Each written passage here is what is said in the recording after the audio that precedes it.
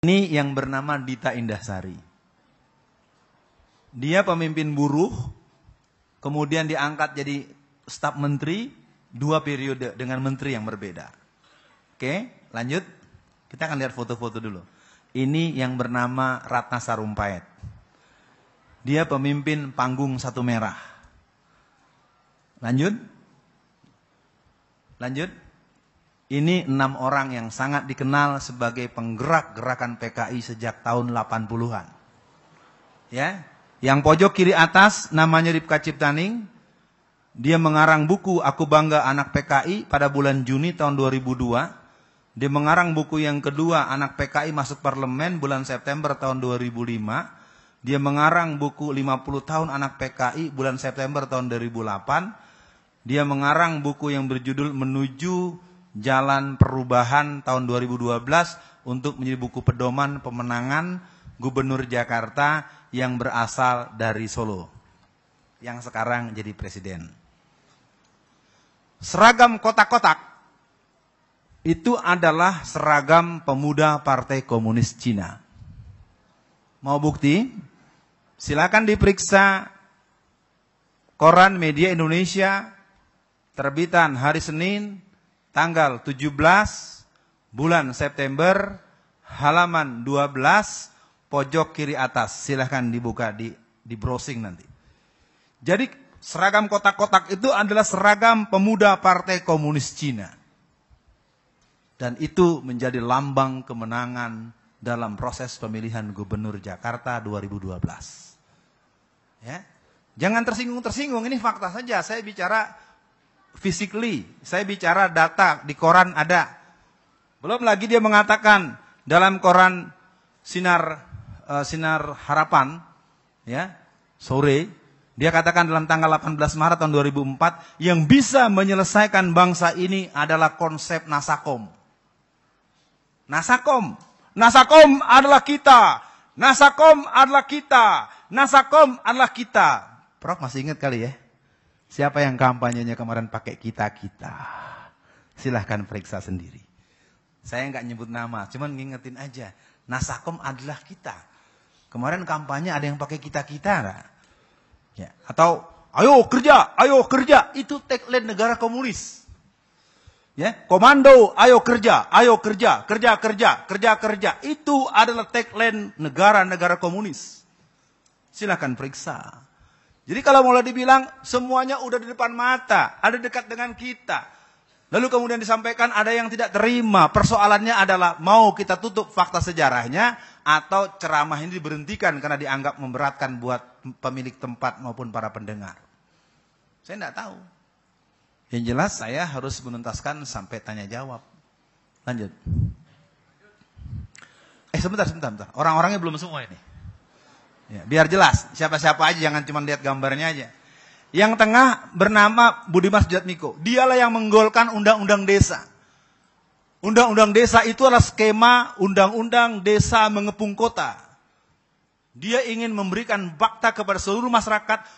Kalau bahasa Jakarta, gua loh yang berjasa. Dia adalah seorang pendiri PRD. Yang awalnya tahun 1994 bernama Pergerakan Rakyat Demokratik, pertanggal 31 Mei 1996 berubah menjadi Partai Rakyat Demokratik, dan tanggal 27 Juli menjadi Komando Kerusuhan Penghancuran Kantor PDI Budi Harjono. Ya, kalau yang tahu sejarah, ini manusia adalah penghancur PDI. Saya tidak mau berbicara pro kontranya, karena kemudian kan muncul PDI Perjuangan, itu nanti bicara sejarah lain lagi. Apa yang dia pimpin? Bagaimana Budiman Sujatmiko itu? Dia adalah seorang pemimpin Partai Demokratik yang mana PRD merupakan PKI dengan casing baru yang sudah melakukan kongres yang ke-8 pada tanggal 24 sampai 26 Maret tahun 2015 di Hotel Akasia, Jakarta Pusat, sederetan dengan kantor Dewan Dakwah Islamiyah Indonesia dan kantor Muhammadiyah Jakarta. 24 sampai 26 Maret 2015. Di Hotel Akasia, kongres yang ke-8. Jadi kita lihat sekarang, PKI di satu sisi, PRD di sisi lain, dan para generasi-generasi tradisional romantisme Jadi PKI ini sekarang tumbuh di semua tempat. Sekarang ada yang jadi gubernur, ada yang jadi bupati, ada yang jadi wali kota, ada yang jadi staf menteri. Yang menteri disimpan dulu nanti buat 2019. Jadi pemilu nanti dengan adanya menang di gelombang pertama pilkada serentak ini, nanti pilkada serentak lagi tahun 2017, 2019 negara ini adalah negara demokrasi yang komunisme. Memang tidak mudah untuk mendengarnya. Saya tahu omongan saya akan menimbulkan resistensi.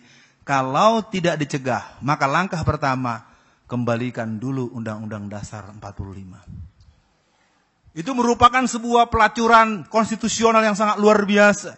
Ketika pasal 6 dirubah dengan doktrin gereja oleh Profesor Dr. J.E. Sayetapi. Dia mengatakan, haleluya, Yesus Kristus, haleluya, bahwa kami telah berhasil menggunting dan mengamandir pasal 6 Undang-Undang Dasar 45. Disitulah sebenarnya kemenangan jaringan Kristen dan jaringan asing. Mengerikan memang. Tapi karena gerakan konstitusi seperti ini menjadi sesuatu yang tidak didalami dengan baik, sekarang semua terlolong-lolong. Kita berada dengan sebuah negara yang sistem ketatanegaraannya tidak mendukung dinamika dan kesejahteraan masyarakatnya. Kita kembali ke layar tadi. Nah, yang sebelah kanannya namanya Andi Arief. Andi Arief ini adalah seorang yang pernah menjadi staf menteri, dia menjadi komisaris PT POS dan pernah menjadi ketua BNPB. Satu hari beliau telepon saya. Saudara Alfian, Anda hati-hati. Anda akan saya tangkap. Karena Anda telah mencemarkan nama baik saya. Waduh. Takut juga kan mau ditangkap Pak. Aduh ditangkap gue ini. Maaf ya Pak, ini siapa ya? Nggak kenal sama nomor ini, maklum saya rakyat biasa. Saya Andi Arief. Anda telah mencemarkan kemana-mana Anda sebut nama saya. Andi Arief anak Lampung. Kan lu sendiri yang bilang, I am is young generation PKI. Oh, ha, ha, ha, ha, ha. Anda masih ingat aja sama saya? Kalau gitu tahu sama tahu aja lah. Katanya mau nangkep, nggak jadi ya.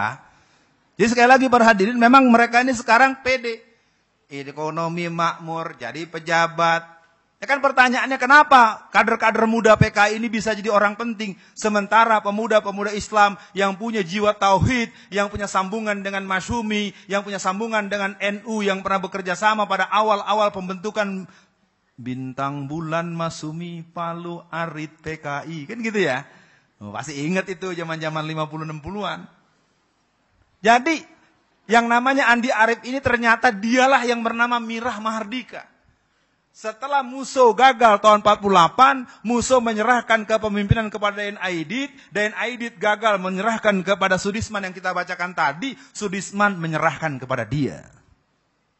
Jadi kelompok komunis itu memberikan penyerahan tugas yang tuntas. Kalau kelompok Islam, saya mohon maaf, sering gazebo. Nggak jelas bu. Nggak ketahuan. Sekarang muncul seorang Alfian Tanjung menjadi orang yang bicara banyak soal PKI, kalau bahasa Jakartanya siapa kamu, siapa lu.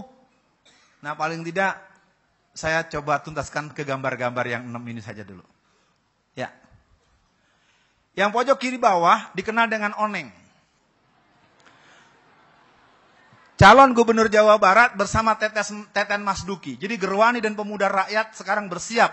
Mereka akan paksa tarik Ridwan Kamil menjadi Gubernur Jakarta untuk bertanding dengan Basuki Cahayapurnama supaya benteng Jawa Barat jebol. Maka saya bilang pada teman-teman di Jawa Barat, teman-teman yang coba ngobrol-ngobrol soal politik, jangan tarik Ridwan Kamil ke Jakarta. Nanti bentengnya lemah di Jawa Barat. 2002, dia adalah orang yang terang-terangan telah masuk pada jaringan komunis internasional. Dialah yang bersama dengan Ripka Ciptaning, ya, si Rike ini dengan Ripka Ciptaning tadi, yang hadir dalam peristiwa Pakisruyung di Banyuwangi hari Kamis, tanggal 10 bulan Juni tahun 2010, dia mengadakan kerusuhan dengan mengundang keluarga besar PKI untuk datang ke sebuah tempat yang disepakati di Banyuwangi.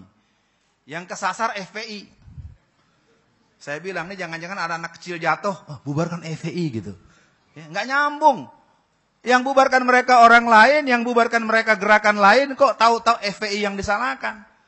Ya, jangan-jangan ntar ada nenek-nenek jatuh tertabrak beca. Aduh nenek-nenek, bubarkan FPI.